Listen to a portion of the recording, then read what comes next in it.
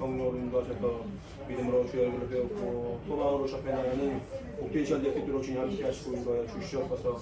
성령으로 충만하게 하시고 하나님의 은혜와 진리가 충만할 수 있도록 주님 역사해 주시고 나오니 우리 안에 주님께서 일하시고 함께 주시옵소서. 믿음으로 예배하게 하시며 우리 모든 심령 가운데 하나님의 사랑과 영광 충만하도록 주님 함께 하시고 인도하여 주시옵소서. 사랑이 많으신 하나님 아버지 감사합니다.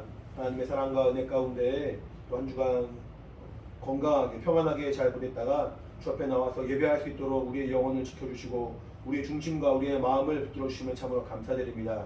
이 시간 예배할 끝까지 10년 가운데 하나님의 정말 그 은혜를 더 깊이 사모하는 우리 모두가 되게 도와주시고 하나님의 생명으로 충만한 시간 될 수 있도록 주님이 함께 하시고 인도하여 주시옵소서. 우리의 모든 죄와 허물이 예수의 피로 씻김받았사오니 오직 하나님의 사랑과 은혜가 충만할 수 있도록 성령으로 감동하시고 인도하여 주시옵소서. 감사드리며 예수 이름으로 기도합니다. 아멘. 하늘에 계신 우리 아버지여, 이름이 거룩히 여김을 받으시오며 나라의 임하옵시며 뜻이 하늘에서 이룬 것 같이 땅에서도 이루어지이다. 오늘 우리에게 일용할 양식을 주옵시고 우리가 우리에게 죄 지은 자를 사하여 준 것 같이 우리 죄를 사하여 주옵시고 우리를 시험에 들게 하지 마옵시고 다만 악에서 구하옵소서. 나라와 권세와 영광이 아버지께 영원히 있사옵나이다. 아멘. 자, 오늘은 특별히 예수님의 그 보혈, 예수님의 그 피를 또 감사하며 또 믿음으로 찬양하는 시간 갖도록 하겠습니다. 오늘은 이현재 집사님이 좋아하시는 곡으로 제가 곡을 선정했거든요. 그러니까 혹시 여러분들도 좋아하는 찬양 있으면 저한테 슬쩍 찔러주시면은 제가 참고했다가 반영할 수 있는 것들은 최대한 반영을 해보겠습니다. 박수하면서 힘차게 찬양하도록 하겠습니다. 네, 세상이 어떻게 하면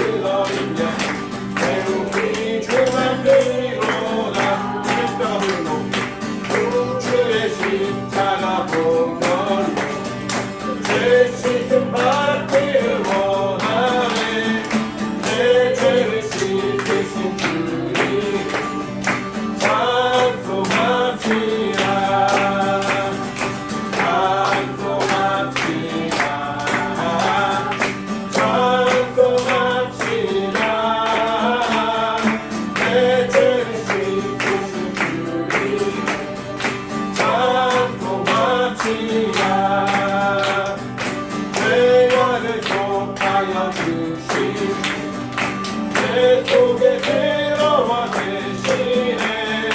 십자가 앞에서 주님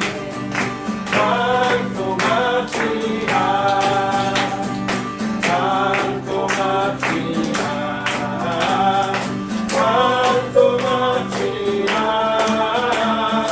내 죄를 씻으신 주님 찬송합시다. 주 앞에 흐르는 생명 날 씻어 정하게 하시네. 내 깊은 정성을 다하여 찬송합시다.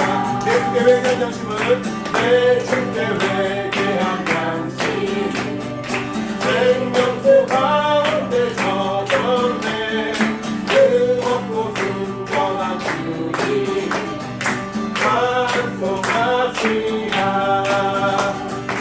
찬송합시다. 찬송합시다. 내 죄를 씻으신 주님 찬송합시다. 찬송합시다. 찬송합시다. 찬송합시다. 내 죄를 씻으신 주님 찬송합시다. 할렐루야. 아멘. 예수님의 보혈로 우리가 죄사함을 받아서 하나님의 사랑과 은혜 가운데 거했고 하나님을 영원히 아버지라 부를 수 있는 그 보혈의 근원을 누리게 되었습니다. 우리 평생 그 피의 근원을 의지하고 주님을 사랑하는 마음으로 찬양하는 우리 가스란 되게 되기를 바랍니다. 이 시간에 배울 찬양은 왕이신 나의 하나님이라는 찬양입니다. 아마 많이 모르실 것 같은데 오래된 노래긴 하거든요. 아주 오래된 노래긴 한데 익숙하지 않을 수 있습니다. 근데 가사가 참 쉽고 짧은 노래니까 가사를 잘 생각하시면서 정말 하나님이 나의 왕이 되시는가, 난 정말 하나님을 왕이라고 고백할 만한 그런 믿음을 가졌는가 한번 다시 한번 돌아보시고 믿음으로 찬양하는 시간 갖도록 하겠습니다. 왕이신 나의 하나님, 왕이신 나의 하나님,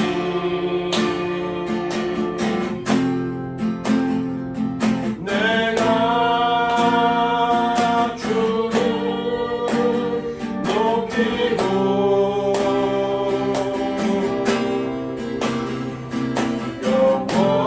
영원히 주의 이름을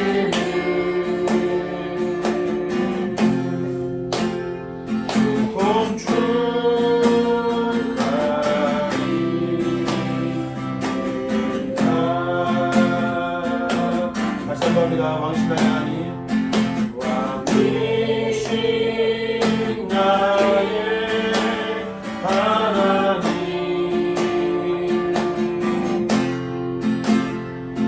내가 주를 높이고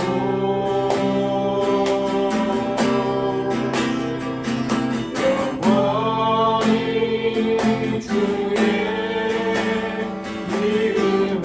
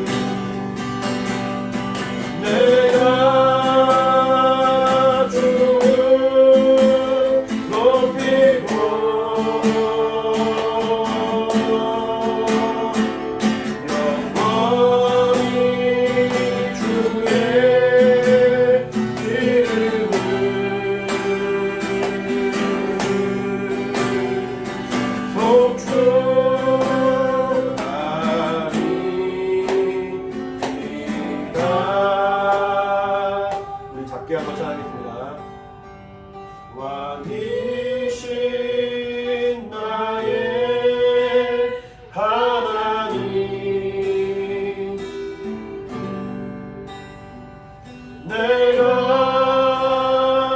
주를 높이고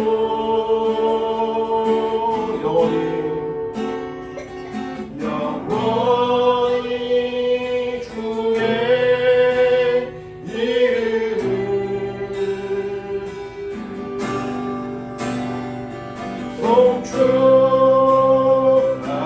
송축하리. 우리 마지막으로 다시 한번 찬양합니다. 왕이신 나의 하나님, 왕이신 나의 하나님,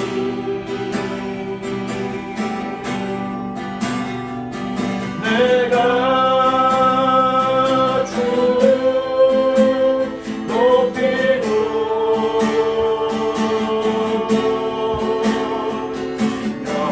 영원히 주의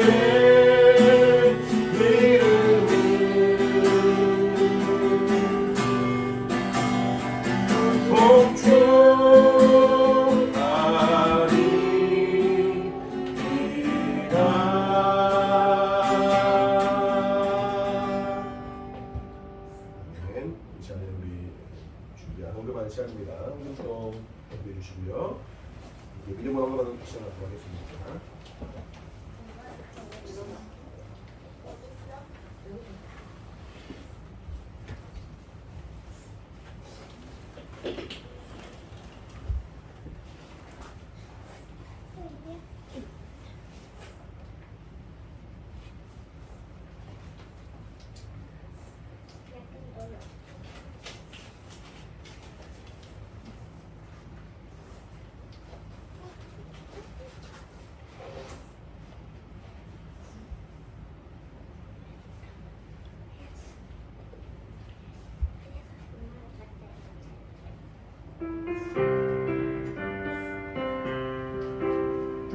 아름다운 마음들이 모여서 주의 은혜 나누며 예수님을 따라 사랑해야지. 우리 서로 사랑해. 하나님이 가르쳐준 한 가지, 내 이웃을 내 몸과 같이 사랑해요. 미움 같은 시기 질투버리고 우리 서로 사랑해. 이 다음에 예수님을 만나면 우리 뭐라 말할까? 그때는 부끄러움 없어야지. 우리 서로 사랑해. 하나님이 가르쳐준 한 가지, 내 이웃을 내 몸과 같이 사랑해요. 미움 같은 시기 질투 버리고 우리 서로 사랑해.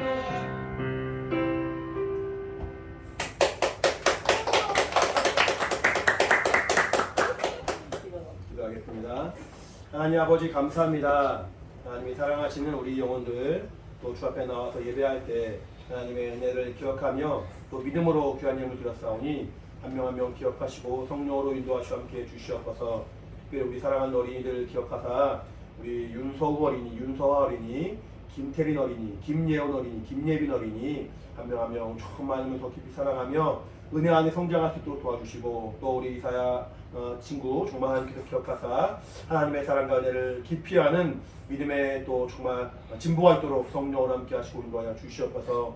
어린아이부터 어른까지 정말 주님을 사랑하는 마음으로 귀한 예물 드리며 또 온라인으로 또 여러 가지 모양으로 주 앞에 귀한 예물 드렸습니다. 한 명 한 명을 기억해 주시고 저들의 믿음을 받아주셔서 일평생 하나님의 사랑과 은혜가 충만하며 주 앞에 믿음으로 나아가는 복된 역사 있도록 주님 함께 하시고 인도하여 주시옵소서.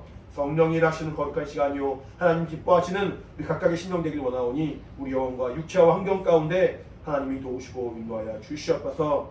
우리 사랑하시고 인도하심을 참으로 감사드리며 살아계신 예수 이름으로 기도합니다. 아멘. 믿음으로 얻는 우리 모든 영혼들에게 하나님의 신령한 모이기를 예수님이 축원합니다. 네. 할렐루야. 네. 말씀 보겠습니다. 하나님의 말씀은 마태복음입니다. 마태복음 7장이요.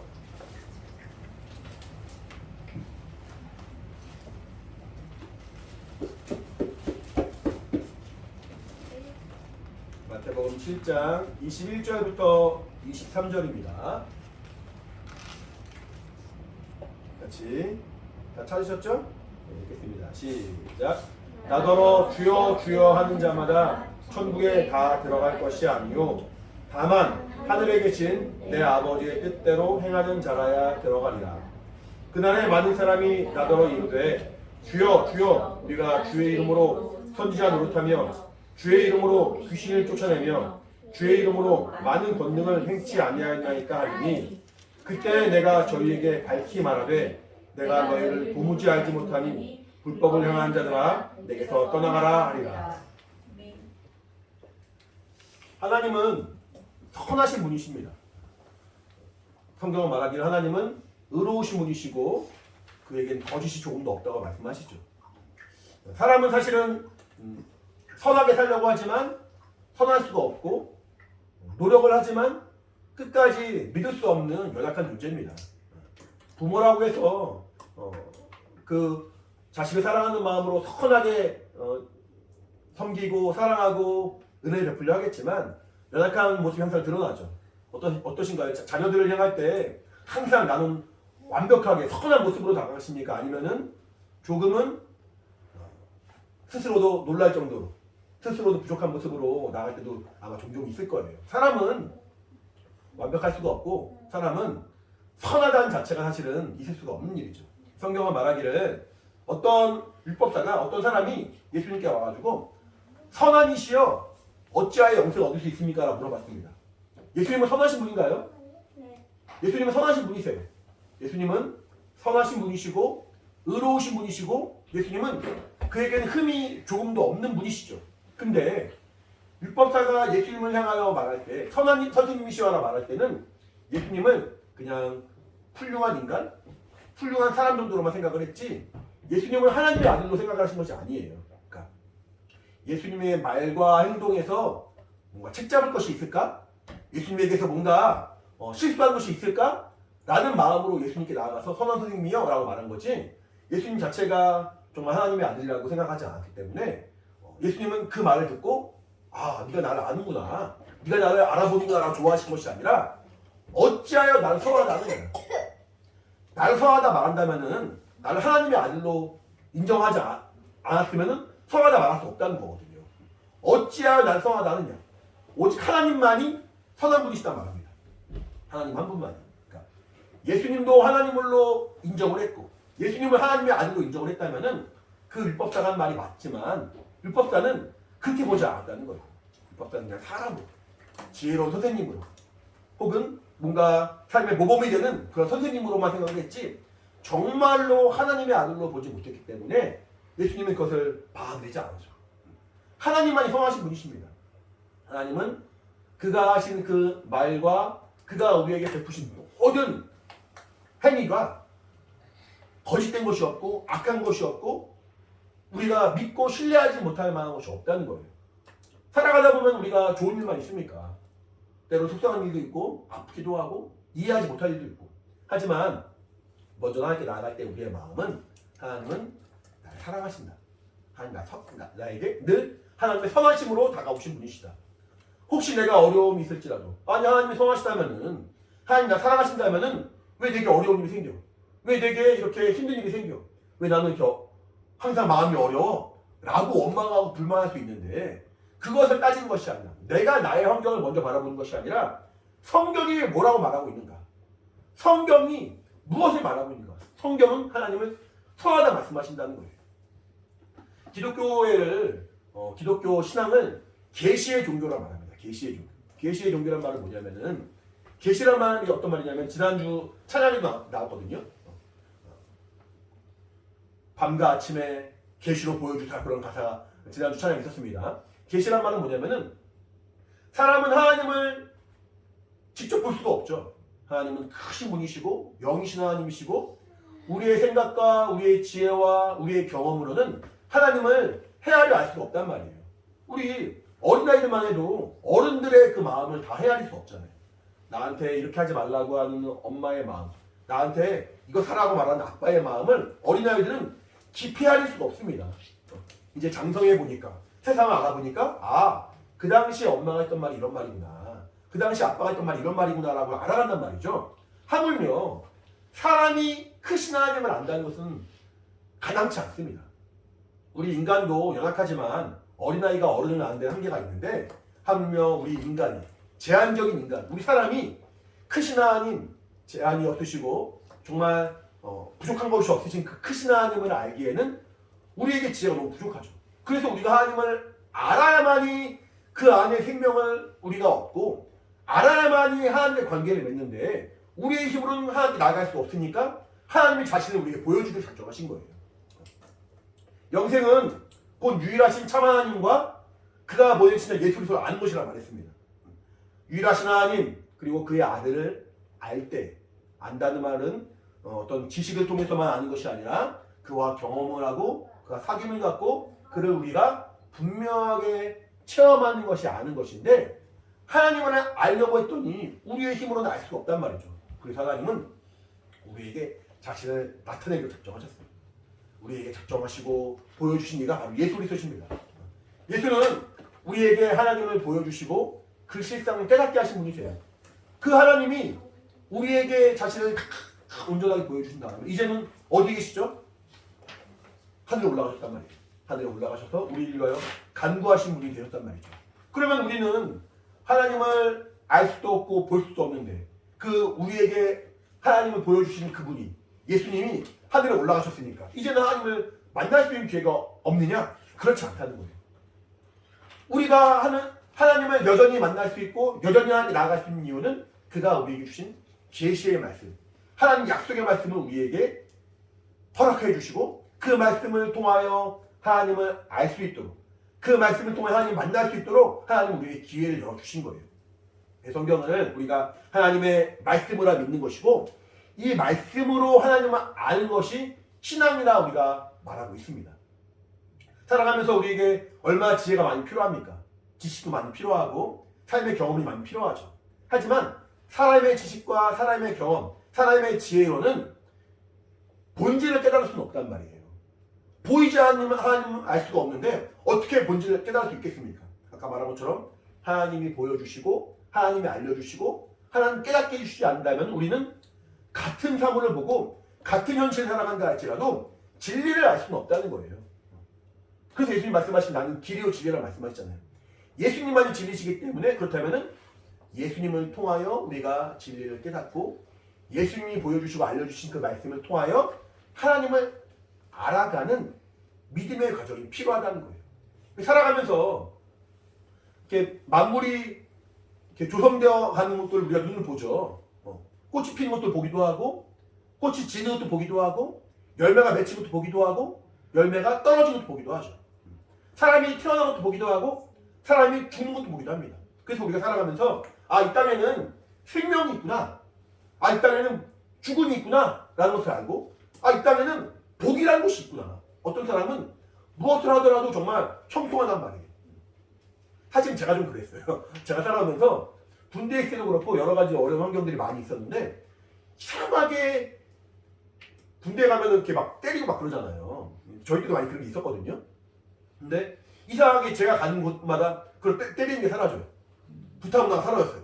제가 들어가기 직전까지만 해도 우리 선배들은 맞고 막 그랬는데 제가 들어가는 그 시기 때부터 딱 그 시기부터 사라졌어요.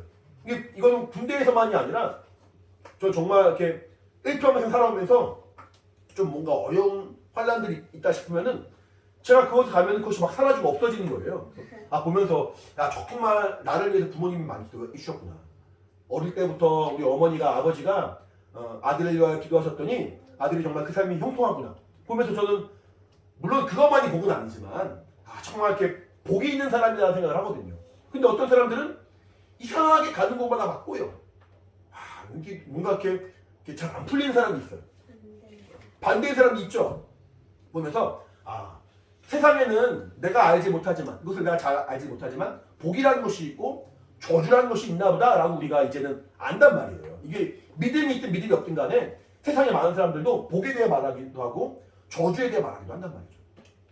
이 복과 저주를 우리가 눈으로 보지 못하지만 복과 저주에 대해서 얼마나 민감합니까? 하나님을 믿지 않은 사람에게 너 저주받아 그렇게 말하면 좋아할 사람이 어디 있겠어요? 믿는 사람은 물론이고 믿지 않는 사람이라 할지라도 야 그런 게 어딨어? 눈에 보이는 게 전부지.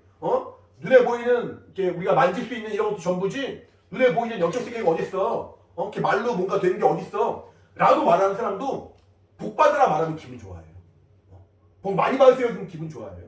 그러니까 세상에서도 설날에 복 많이 받으세요 말하면 부모님이 좋아하시면서 용돈을 주신단 말이죠. 부모님에게 절하면서 저주하는 사람은 아무도 없을 거예요. 올해까지만 사세요. 충분히 많이 사셨어요. 이렇게 말하는 사람 아무도 없을 거예요. 그 말 듣고 좋아할 부모님도 아무도 없어요. 부모님이 덕담을 하면서 이제는 살 만큼 살았으니까 나도 이제 갈게. 너도 이제 좀 아파야지. 라고 말하는 사람 아무도 없단 말이죠. 세상에도 생명과 사망과 복과 저주에 대하여 중요하게 여기고 이것의 가치를 우리가 많이 인지를 합니다. 근데 성경을 통하여 생명이 무엇인지 복이 무엇인지 사망이 무엇인지 저주가 무엇인지를 아는 사람과는 너무 차원이 다른 거죠. 우리 신명기 말씀 볼까요? 신명기 구약성경입니다. 창세기, 출애굽기, 레위기, 민수기 다음에 신명기죠. 신명기 30장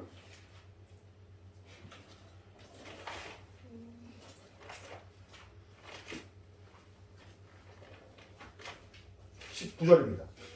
신명기 30장 19절 끝에 있겠지? 같이 읽겠습니다. 시작. 내가 오늘날 천지를 불러서 너희에게 증거를 삼노라. 내가 생명과 사망과 복과 저주를 내 앞에 두었은즉 너와 내 자손이 살기 위하여 생명을 택하고. 자, 우리가 살아가는 동안에 생명이라는 것을 알았고 사망이라는 것을 알았고 복이 무엇인지 저주가 무엇인지 우리가 어느 정도 이렇게 감을 잡았는데 성경은 말하기를 내가 너희 앞에 생명과 사망과 복과 저주를 두었다라고 말씀하신다는 거예요. 그러면은 하나님이 말씀하신 생명이라는 것이 있구나. 하나님이 말씀하시는 사망이라는 것이 있고 성경이 기록되어 있는 복과 저주에 대하여 우리가 알 수 있구나 라고 우리가 안다는 거예요. 사람들이 말하는 생명과 복과 사망과 저주가 아니라 성경이 말하는 생명과 사망과 복과 저주. 단지 돈을 많이 벌고 오래 살고 장수하는 것만이 생명이고 복이 아니고 이 땅의 삶은 짧을지라도 단명할지라도 혹은 아팠을지라도 그 안에 하나님의 생명이 있다면은 그 영혼은 생명을 소유한 자예요. 복을 소유한 자거든요.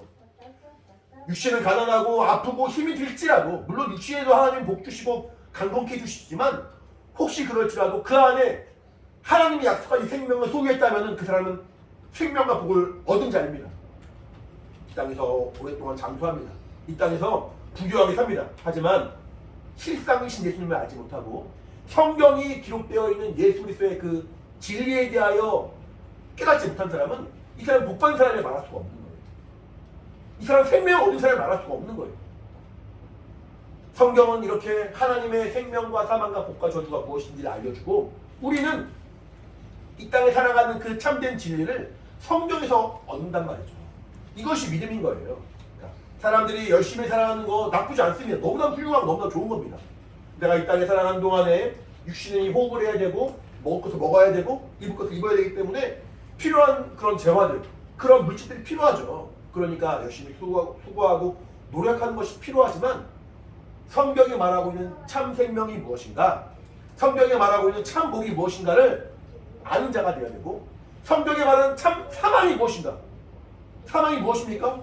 예수님을 몰라서 지옥에 가는 걸 말하는 거죠. 사망이 무엇인지 알았다면 전도하지 않을 수 없는 거예요. 사실 저주가 무엇입니까? 말씀이 들려와도 말씀 깨닫지 못해요. 하나님의 말씀 믿지 못해요. 하나님의 그 생명을, 그 은혜를 소유하지 못해요. 이것이 저주죠. 어떤 사람은 교회에 나오지만 그 영혼이 구원받았는지 안 받았는지는 사실 미심적으로 그런 사람도 있을 수 있거든요. 어떤 사람은 뭔가 열심히 살려고 하지만 그 영혼에 하나님의 관심이 있는지 없는지 의심스러운 사람이 있거든요. 근데 우리는 어떻습니까? 하나님이 나를 사랑하십니까? 하나님이 나를 돌아보십니까? 나는 하나님의 관심을 뜨고 있습니까? 그러면 난 생명을 택한 사람이에요. 난 복을 택한 사람이에요.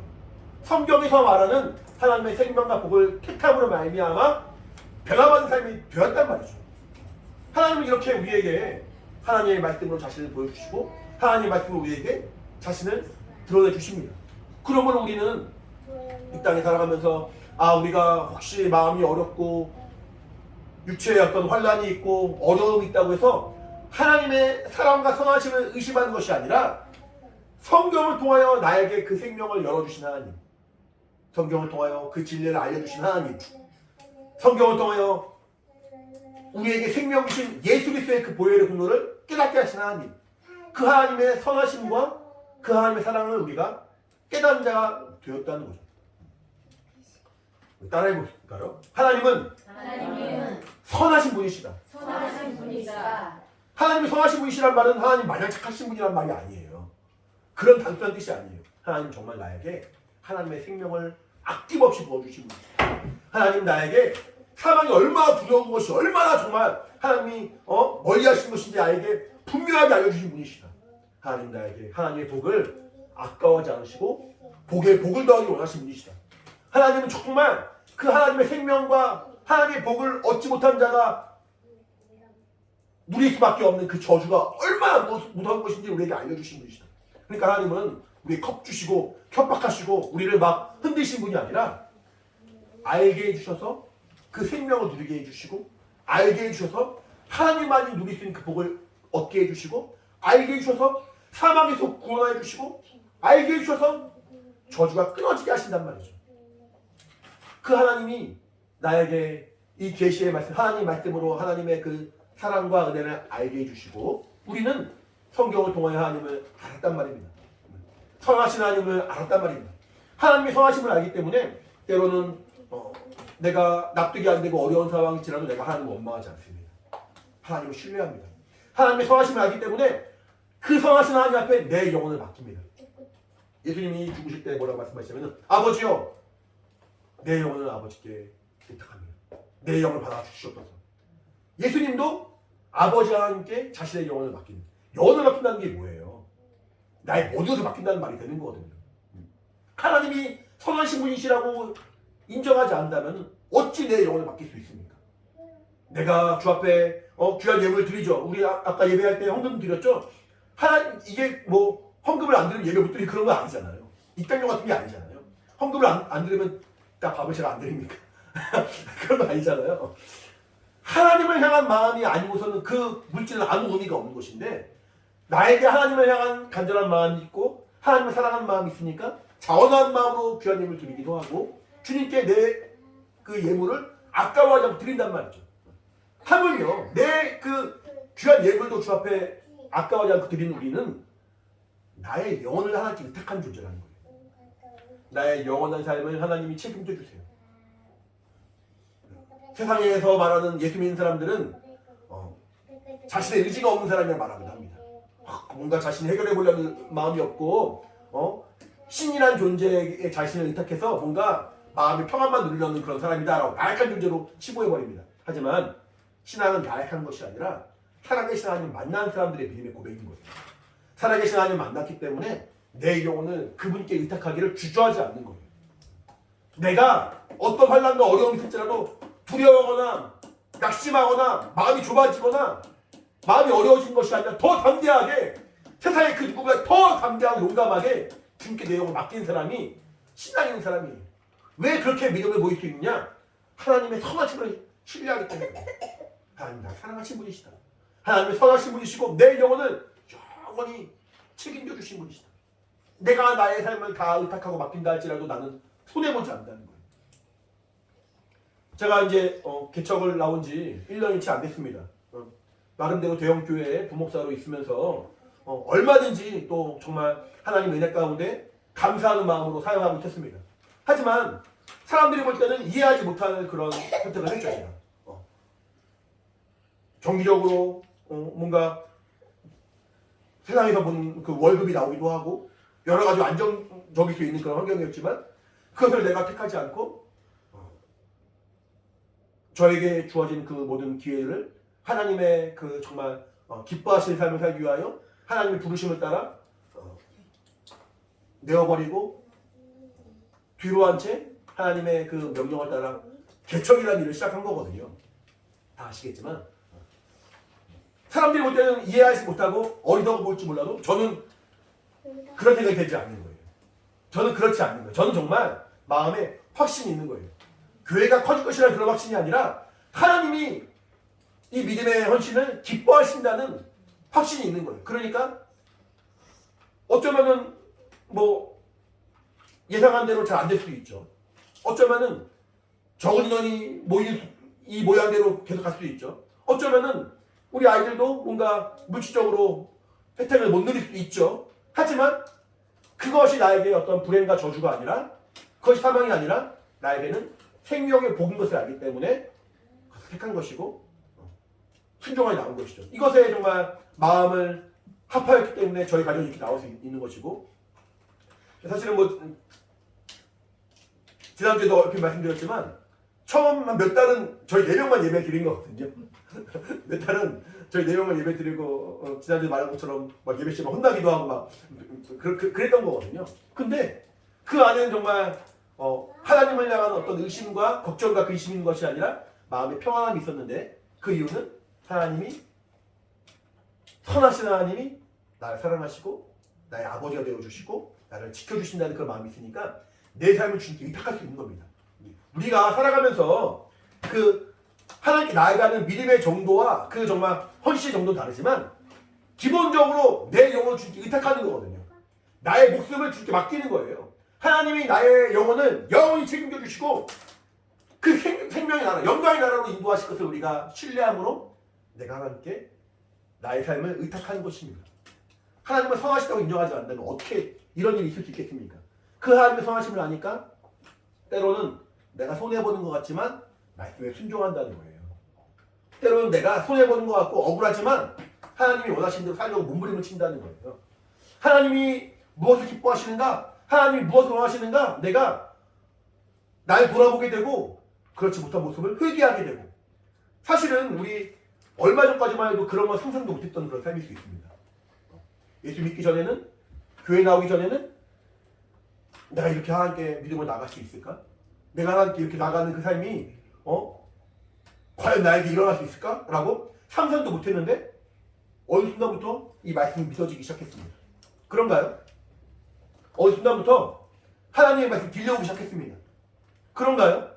어느 순간부터 하나님을 사랑하는 마음으로 자원하는 마음으로 저 앞에 나오기 시작했습니다. 이거는 목사가 옆에서 막 꼬드기듯이 몇 마디 하고 해서 앉혀가지고 억지로 붙잡을 수 있다고 되는 게 아니죠. 정말로 성령에 감동하셔야 돼요.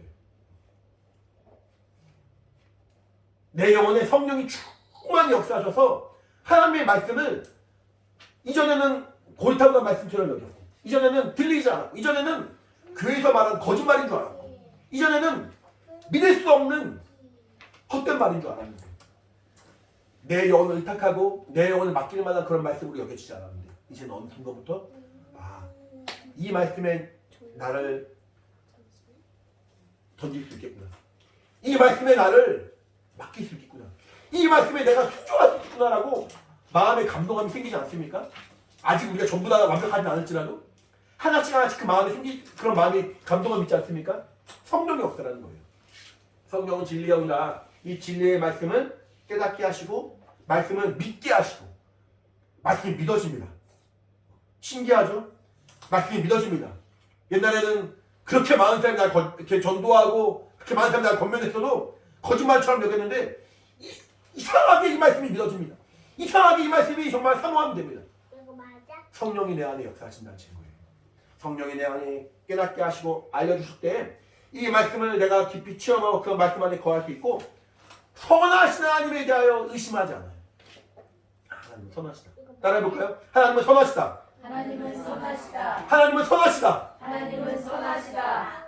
그 선하신 하나님, 그 선하셔서 정말 내가 믿을 수 있는 하나님, 그분께 내가 정말 내 영혼을 맡기고 이 말씀에 순종할 수 있는 성령 역사가 우리 안에 일어나기 시작한다는 거예요. 이것이 신앙생활의 시작이고 이 정도가 신앙의 척도예요. 믿음의 척도예요. 하나님을 향하여 이렇게 믿음을 나가는 우리의 삶이 오직 성령의 감동하심과 인도하심 가운데 말씀 안에 변화된 삶이 되어서 주님께 우리가 그 말씀을 의탁하고 말씀에 순종한 자가 되므로 말미암아 주 옆에 나가는 것이 신앙생활이 시작이 된 거예요. 우리 신앙생활이 결국은 뭐죠? 우리 신앙생활의 마지막은 뭐예요? 천국에 들어가는 거죠. 이 땅에서는 우리가 신앙생활을 이 땅에서 뭔가 어떤 어려운 환경이 혼란이 있을지라도 믿음을 잘 지켜나가는 것이 신앙생활의 시작이었다면은 그런 과정이었다면은 신앙생활의 마지막은 천국에 들어가는 거예요. 천국이 없다면은 신앙생활 의미가 없잖아요, 그렇죠? 천국이 없고 하나님 약속이 없다면은 신앙생활하고서 아무 의미가 없고 정말 거짓말일 거예요. 정말 속는 것이 될 거예요. 하지만 천국이 있습니다. 하나님 약속은 분명하게 우리 안에 정말 성취될 것입니다. 하나님은 분명히 우리를 그의 영원한 초토로 불러주실 것입니다. 그러니까 우리는 천국에 들어가야 되는데 어떠한 자가 천국에 들어가는가? 우리 다시 본 말씀 볼까요? 마태복음 7장 보시면은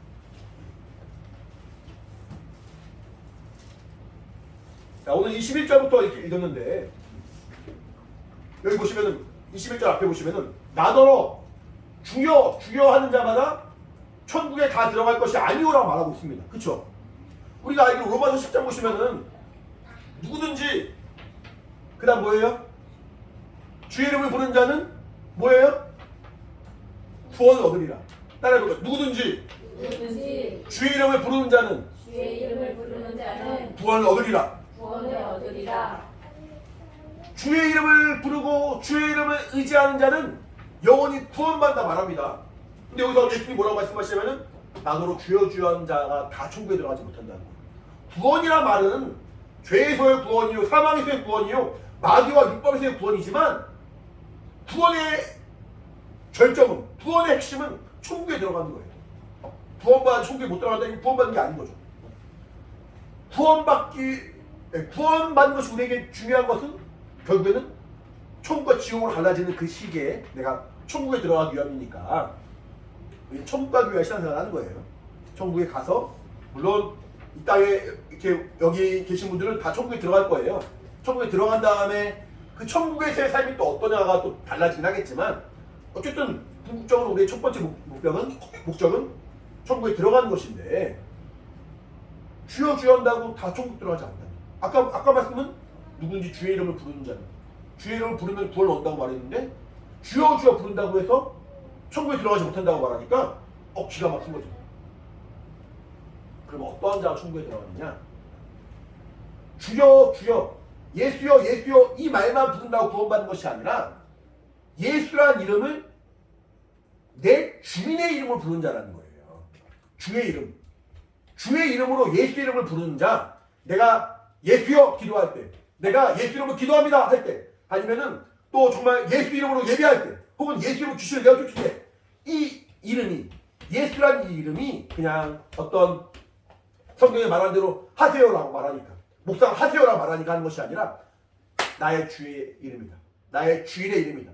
내 영혼을 구원하신, 내 영혼의 생명의 주인 되신 예수의 이름이다라고 알고 부르는 자는 구원을 얻을 것이고, 그 은혜 가운데 거하는 믿음의 그 정말 우리 안에 그 믿음의 정도를 인정받을 거라는 거예요. 근데 그렇지 않고 그냥 이름만 주여, 호칭만 주여, 예수여라고 말하는 자가 천국에 들어가지는 않는다는 거거든요.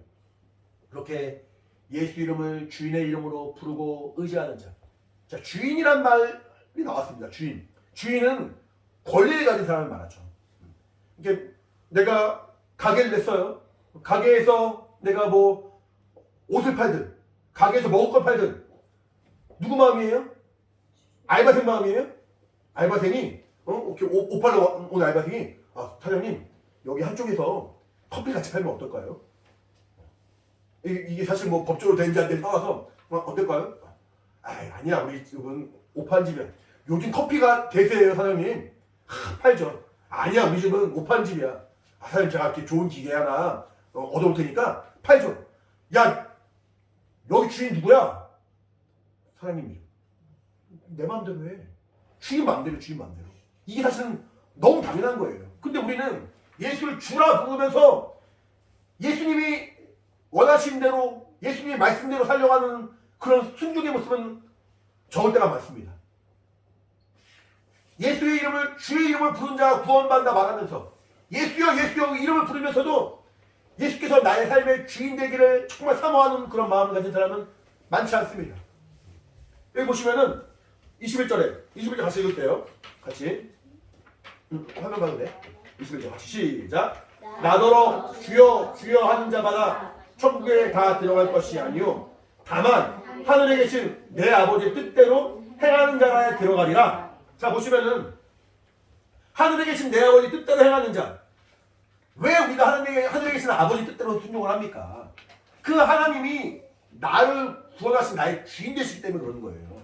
아까 우리 찬양은 고백했지만 정말로 나의 왕이라 고백하는 믿음의 고백이 있으니까 그 말에 순종할 수 있는 거예요. 왜 교회에 억지로 나오게 하더니만 예수님이 주인이라 말하고 예수님 왕이라고 말해서 그 말에 복종하게 하십니까? 라고 말한다면 할 말이 없지만 우리가 믿는 예수님은 그런 분이라는 거예요.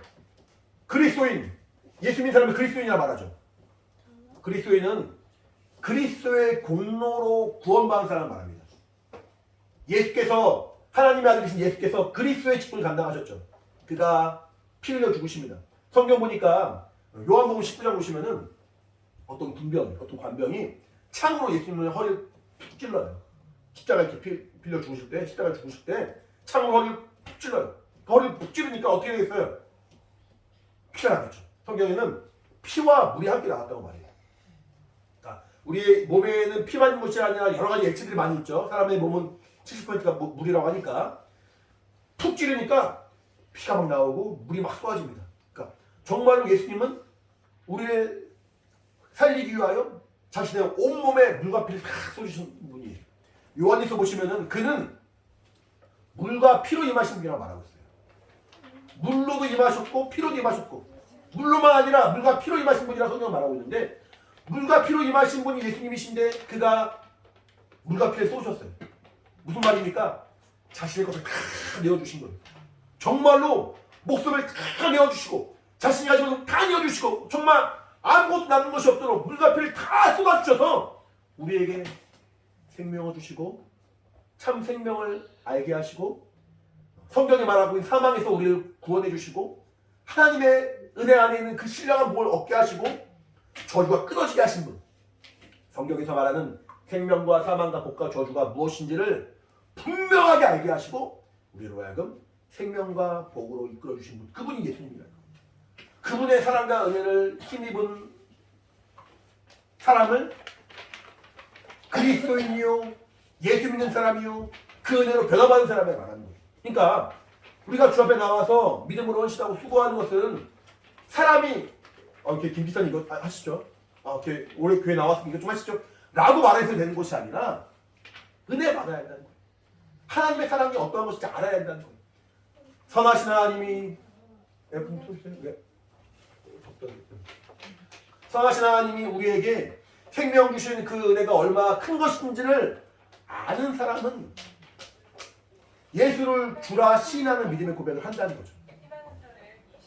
예수의 그 피의 공로가 어떠한 것인지를 분명히 체험한 사람은 그가 나의 왕이 되심을 정말 고백하며 일평생 나의 삶의 주인이 내가 아니라 예수님이 되길 원합니다라고 고백하는 믿음의 고백을 한다는 거죠.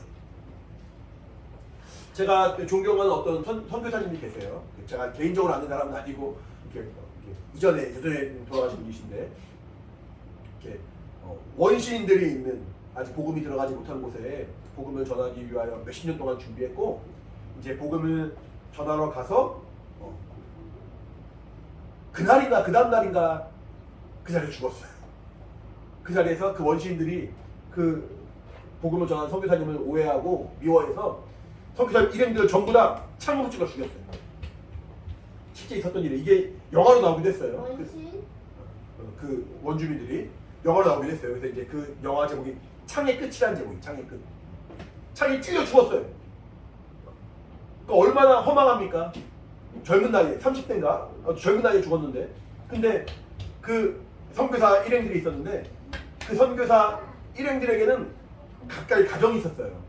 부인들이 있었고 자녀들이 있었습니다. 아이들이 우리 아이들처럼 어린 아이였어요.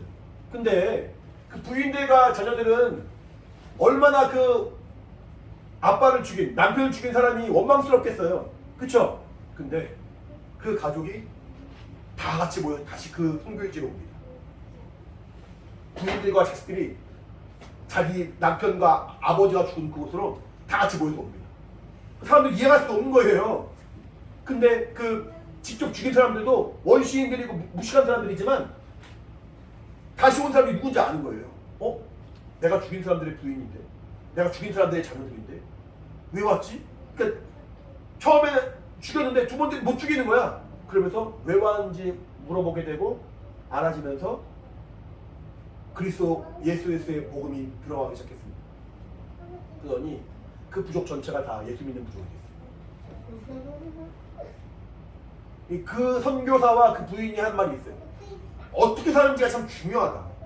하지만 그리스도 안에서 어떻게 사는지가 중요한 것뿐만 아니라 어떻게 죽는지가 더 중요하다. 그런 말을 합니다. 왜냐하면은 우리의 죽음이 육신의 죽음으로 끝나는 것이 아니라 영원한 생명과 영원한 복을 누리느냐 누리지 못하느냐, 영원한 사망과 영원한 저주 가운데 거하느냐, 아니면은 정말 하나님 약속하신 대로 말씀하신 대로 성경에 기록된 대로 하나님의 그 영광의 나라에 들어갈 수 있는 소망을 가지느냐, 이것으로 갈라지는 것인데, 이 예수 그리스도로 말미암아 하나님의 생명을 소유한 자는 영원히 갚을 수 없는 그 은혜를 빚진 사람이기 때문에 믿음으로 헌신하게 된다는 거예요. 이게 그리스도인이라는 거예요. 이게 참으로 은혜를 받고 참으로 생명을 얻은 사람이라는 거예요. 이걸 어떻게 사람이 막 억지로 이끌어갑니까? 헌신하세요, 더 수고하세요, 더 열심히 하세요, 더 헌금하세요. 어떻게 사람의 말을 것이 되겠습니까? 이건 그런 게 아니거든요. 정말 성령이 실상을 깨닫게 해주셔야 돼요.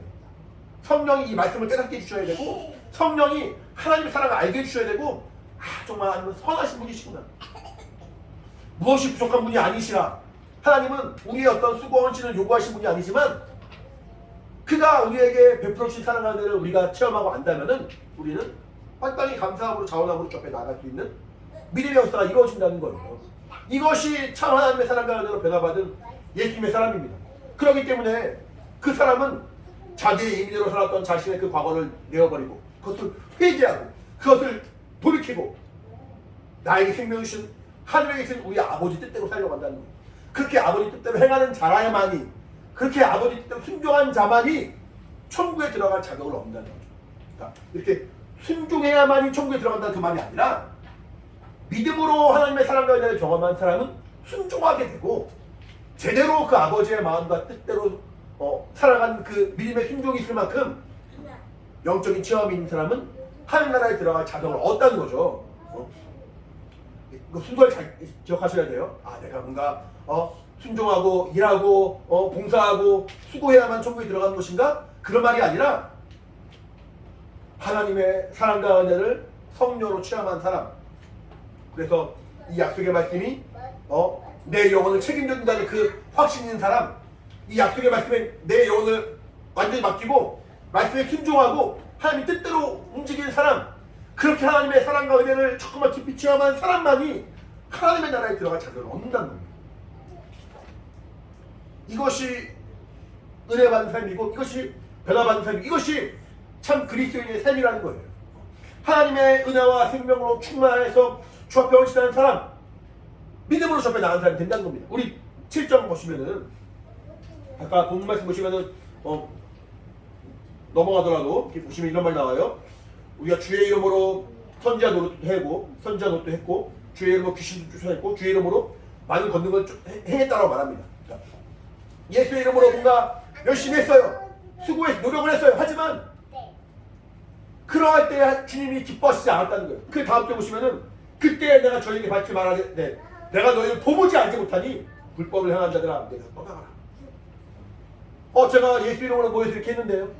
제가 매주 모여서 예배도 드렸는데요. 매주 모여서 예배할 때마다 이렇게 정말 헌금도 했는데요.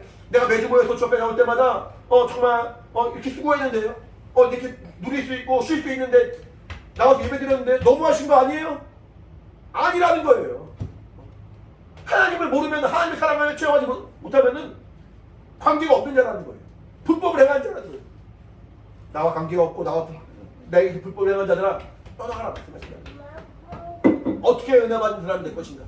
어떻게 정말 구원받는 사람이 될 것인가? 어떻게 천국에 들어간 사람이 될 것인가? 하나님의 약속의 말씀으로 변화받고 은혜 받고 주님의 분명히 만난 사람이 되어야 한다는 겁니다. 우리 말씀 하나 더 보겠습니다. 마지막 보시면은 7장 후반부 보시면은 7장에 보시면 그런 말이 나와요. 우리 아까 본 말씀 이후에 잘 읽을게요.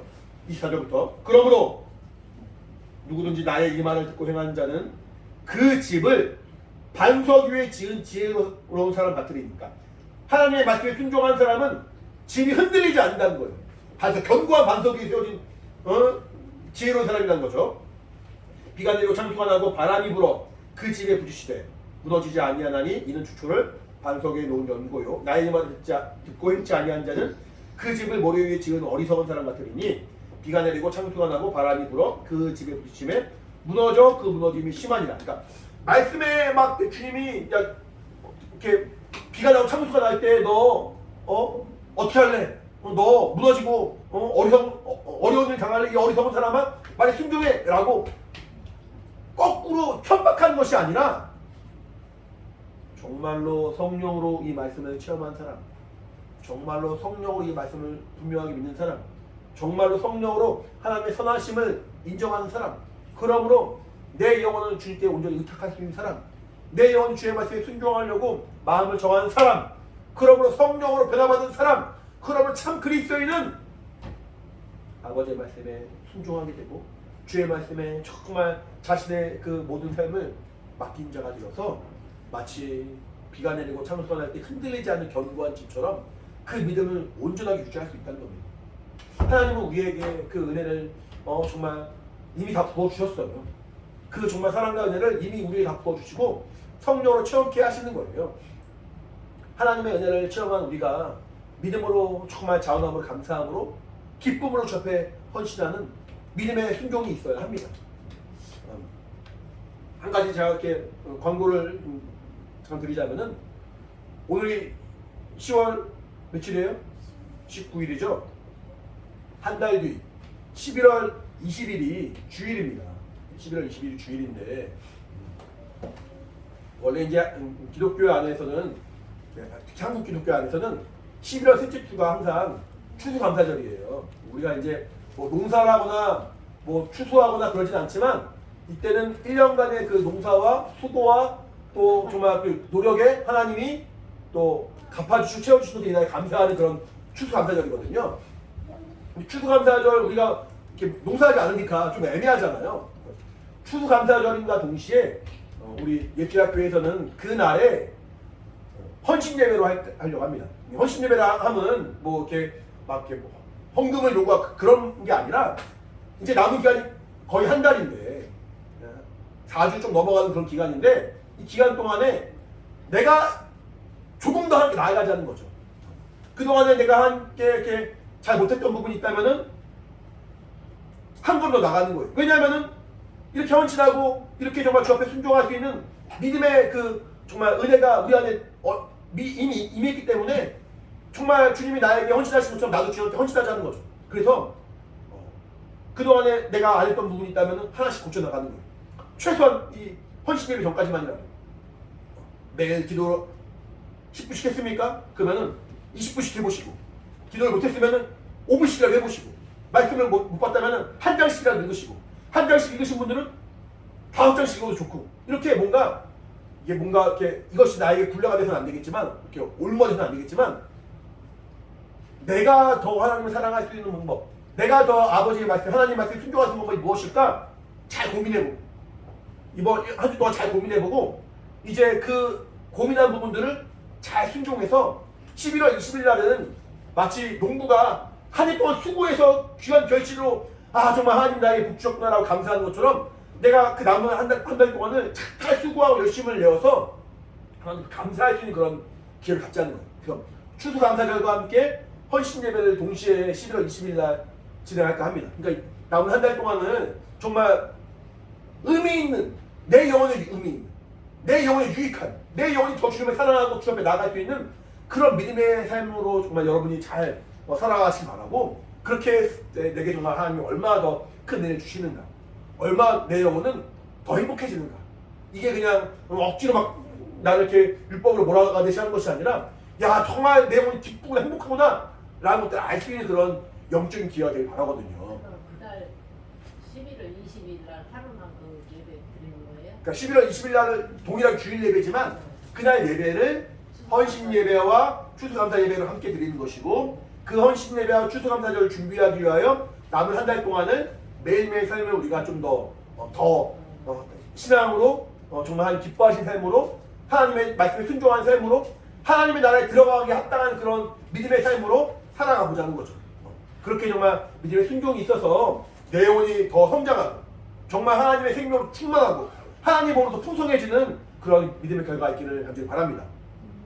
같이 기도할 텐데 정말 같이 기도할 것은 하나님의 성령, 주의 성령으로 내 영혼을 충만케 하여 주시옵소서. 내게 주의 성령으로 충만 역사하사 하나님의 말씀이 정말 더 믿음이 되게 하시고 선하신 하나님을 더 깊이 알게 도와주시고 내 영혼이 더 주님을 사랑하게 하시고 더 성령으로 인도받는 믿음이 역사하기를 원하오니 도와주시옵소서. 같이 우리 예수 이름 간절하게 한번 부르고 같이 믿음으로 기도하겠습니다. 예수여 하나님 아버지 주의 성령으로 함도하시고 내주시기 원합니다. 하나님 앞에 믿음으로 나갈 수 있는 아버지 거룩한 시간을 인도하시면 감사드립니다. 성령으로 함께 하시고 믿으시기 원하오니 아버지 도와주시고 아버지 도와야 주시옵소서. 하나님의 은혜와 진리와 생명이 충만하게 도와주시고 성령으로 인도하여 우리 영혼 되길 원하오니 아버지 함께 하시고 아버지 도와야 주시옵소서. 하나님 아버지 정말 우리 안에 하나님의 은혜로 충만하게 도와주시기 원합니다. 성령으로 주장해 주시기 원합니다. 아버지 함께 하시고 아버지 인도하여 주시옵소서. 성령으로 이 말씀을 더 깊이 알고 이 안을 거하고 이 말씀에 순종하고 내 영혼을 지키는 척하는 믿음의 삶이 되길 원하오니 아버지 함께 하시고 인도하여 주시옵소서. 우리 사랑하는 예수의 길보는 명을 기억하시고 인도하사 하나님의 은혜와 하시고 충만하게 도와주시고 성령의 인도받도록 도와주시기 원하오니 아버지 함께 하시고 아버지 인도하여 주시옵소서. 하나님의 은혜 앞에 높은 믿음을 하기 원합니다. 우리의 아버지와 피를 다 쏟으신 주 예수 그리스도를 기억하며 아버지의 믿음으로 감사로 기쁨으로 가득 자원으로 주문하기 원하오니 하나님 아버지 성령으로 함도하시고 인도하여 주시옵소서. 하나님의 은혜와 하시고 충만하게 원하오니 아버지 함께 해주시고 성령으로 함도하여 주시기 원하오니 아버지 도와주시고 아버지 인도해주시기 원합니다. 우리 사랑하는 모든 교원 가운데 성령으로 역사하시고 인도하여 주시옵소서. 성령으로 깨닫게 하시고 인도하여 주시옵소서. 하나님의 은혜와 하시고 충만으로 주님 인도해주시기 원하오니 아버지 함께 하시고 인도해주시기 원합니다. 아버지 도와주시고 인도하여 주시옵소서. 성령으로 역사하시고 인도하여 주시옵소서. 살아계신 하나님 아버지 우리에게 생명과 사망이 무엇이며 복과 저주가 어떠한 것인지 알게 하셔서 자기와의 생명을 택하게 하시고 오직 예수 안에 있는 그 신령한 복으로 충만케 하심을 참으로 감사드립니다. 정말 하나님은 선하신 분이라 정말 우리가 하나님 감사할 수밖에 없고 정말 기쁨으로 주 앞에 나갈 수밖에 없는 정말 그 실상을 깨달은 믿음의 사람이오니 우리 평생 성령으로만 충만할 수 있도록 주님 역사하시고 인도하여 주시옵소서. 눈에 보이는 것으로 우리가 흔들리지 아니하고 오직 정말 살아서 역사하시며 우리의 사랑하시고 정말 선하신 하나님만 바라보는 믿음의 사람이 되어서 더욱더 기쁨과 감사로 자원함으로 주 앞에 나아가기 원하오니 성령으로 인도하여 주시옵소서. 이 시간 정말 물과 피를 다 쏟으심으로 자신의 살과 피를 내어주심으로 우리에게 생명 주신 하나님의 그 은혜 예수 그리스도의 그 헌신을 기억하며 또 정말 성찰을 합니다. 하나님 아버지 우리가 떡과 잔을 먹고 마실 때에 참으로 주님의 그 사랑과 은혜를 깊이 기억하게 하시고 감사하게 하시고 더 주 앞에 믿음으로 나가오자는 믿음의 결단과 헌신의 결단이 있는 거룩한 시간으로 성령으로 붙들어주시기 원하오니 함께하여 주시옵소서. 우리 모두에게 성령으로 충만으로 주님 역사하시고 인도하여 주시옵소서. 감사드리며 예수 이름으로 기도합니다. 아멘.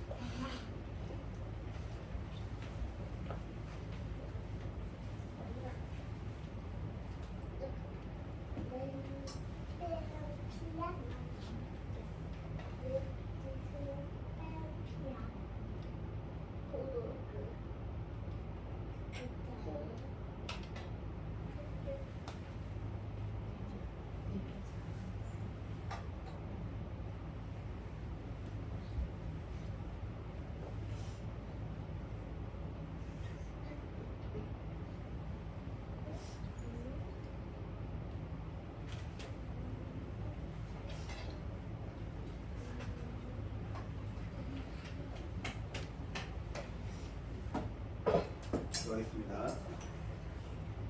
하나님 아버지, 이 시간 주님 명령하신 대로 주의 살갑기를 기념하는 성찬 잘 마쳤습니다. 일평생 주님의 이 헌신을, 이 정말 주 예수 그리스도의 그 공로를 기억하며 감사하며 믿음으로 나가는 우리 삶이 되게 도와주시고, 주님 오실 그날까지 주의 죽으심을 증거하는 믿음의 사람이 될 수 있도록 인도하여 주시옵소서. 성령 충만하여 더 주님을 사랑하는 우리의 삶이 되도록 주님 함께하여 주시옵소서. 감사드리고 있으므로 기도합니다. 우리 마지막으로 찬양을 하고 마치겠습니다.